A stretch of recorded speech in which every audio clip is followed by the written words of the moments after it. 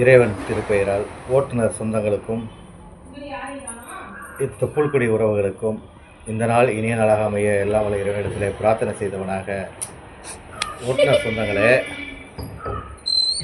நம் கல்வியிலும் வேலை வாய்ப்பிலும் நம் ஓட்டுநர் குழந்தைகள் இடம்பெற வேண்டும்.